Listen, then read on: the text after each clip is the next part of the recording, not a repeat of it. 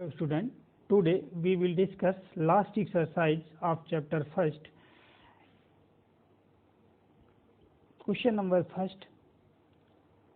Without actual performing the long division, state whether the following rational number will be a terminating decimal or non-terminating decimal. तो देखिएगा, आपको कल ही बताए थे example. ये लिखा है 17/8, तो इसको कुछ नहीं करना है. यहाँ से लिखेंगे 8 = 2 × 2 × 2, तो 2 की पावर 3, अच्छा इंटू 1. तो इंटू 1 को हम ऐसे भी लिख सकते हैं 2⁻³ × 5⁻0, क्योंकि किसी संख्या के पावर 0 उसकी वैल्यू 1 होती है. यहाँ लिख लेंगे सिंस a⁻0 = 1.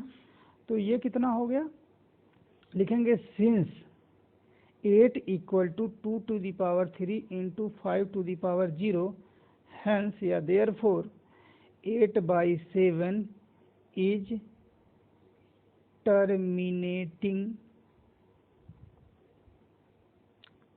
terminating decimal. ठीक, इसी तरह से अगर हम बात करें मतलब उसका प्राइम फैक्टराइजेशन कर लेना. जैसे अगर एक और क्वेश्चन की बात करें, उसके 9th वाले पार्ट की, लिखा है 35/50. तो पहले तो इसको जो डिवाइड हो रहा है उसको डिवाइड कर लें. तो अगर हम डिवाइड करेंगे तो 5 से कट जाएगा, तो 5 7 जा और 5 10 जा.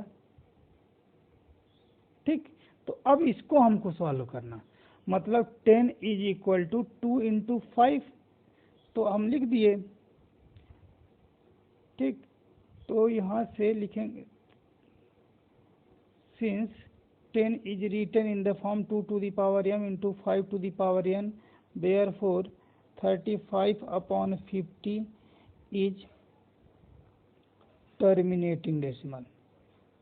अगर इस फॉर्मेट में नहीं लिख पाते तो ये टर्मिनेटिंग नहीं होता. ठीक, नेक्स्ट देख लीजिए, एक और देख लीजिए जो नॉन टर्मिनेटिंग वाले हैं. चलिए,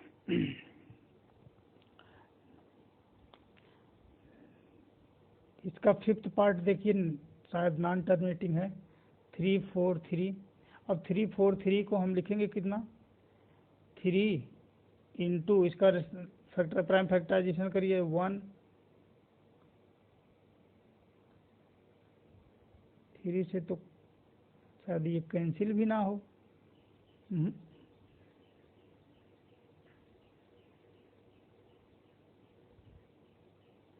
तो ये किससे कटेगा देख लेते हैं. कुल मिला जुला के इसमें 2 और 5 के फैक्टर नहीं आएंगे. लिखेंगे since 3 4 3 is not written in the form of 2⁻n × 5⁻n, therefore 29/343 is not is non-terminating repeating decimal.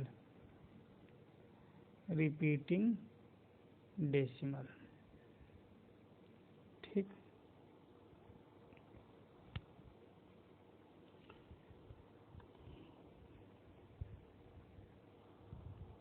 अब अगले पे चलें, देखते हैं, एक और देख लेते हैं इसका. इसी तरह से क्वेश्चन नंबर 2 क्या है, देखिएगा. क्वेश्चन नंबर 2 कह रहा है write down the decimal expansion of those rational number in question first एवं द टर्मिनेटिंग. तो आप पता कर लीजिएगा कौन टर्मिनेटिंग है कौन नॉन टर्मिनेटिंग है, उससे आपको पता चल जाएगा. ठीक, क्वेश्चन नंबर 3 क्या कह रहा है, कह रहा है क्वेश्चन नंबर 2 एक बार फिर से देख लीजिए. कह रहा है जो क्वेश्चन 1 में आपके पास दिए गए हैं 1 2 3 4 10 तक, उसमें जो टर्मिनेटिंग डेसिमल है उसको लिखिए आप. तो आपको तो वहीं लिख देना है, तो फिर से एक बार रिपीट करना वही चीज़. क्वेश्चन नंबर 3 कह रहा है the following real number which add decimal expansion as given below In each case, decide whether they are rational or not. If they are rational, then it is written in the form of P upon Q. ठीक, तो जरा देखिएगा question number 3। Question 3 ये है, पहला दिया है 43.123456789 ये लिखा है। अब बताइए इसके बाद डॉट डॉट तो नहीं लगे हैं, इसका मतलब ये टर्मिनेटिंग डेसिमल है।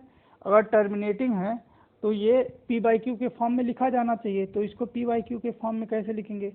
43, अब देखिए पॉइंट हटेगा तो 1 2 3 4 5 6 7 8 9, कितने डिजिट है? 3 4 5 6 7 8 9, तो ये लिख सकते हैं 10 टू दी पावर 9 लिख सकते हैं।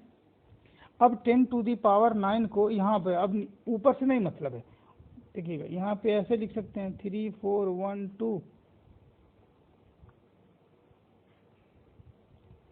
3 4 5 6 7 8 9 upon 2 to the power 9 into 5 to the power 9, ये P बाई क्यू के फॉर्म में लिखा गया, ये आपका आंसर हो जाएगा। अगला है देखिएगा इसी में क्वेश्चन नंबर 3 में लिखा है 0.120012001240 प्लस डॉट डॉट डॉट। अब ये देखिए 1 2 के बाद एक जीरो है, यहाँ 2 जीरो हैं, यहाँ 3, मतलब ये रिपीट नहीं कर रहा है। ठीक, तो ऐसे नंबर को नॉन टर्मिनेटिंग रिपीटिंग डेसिमल कहते हैं। ठीक, मतलब ये क्या हो रहा है? नॉन टर्मिनेटिंग नहीं, ये नॉन टर्मिनेटिंग नॉन रिपीटिंग है, क्योंकि देखिए रिपीट कहाँ कर रहा है? यहाँ 1 0 है, यहाँ 2 0, यहाँ 3 0, रिपीट तो नहीं हुआ। हाँ, ये 1 2 0 फिर 1 2 0 आता, फिर 1 2 0 आता, तब रिपीट करता, तो ये आपका क्या हो जाएगा? Irrational number. इरेशनल नंबर, ये इरेशनल हो जाएगा। ठीक, थैंक यू क्लास।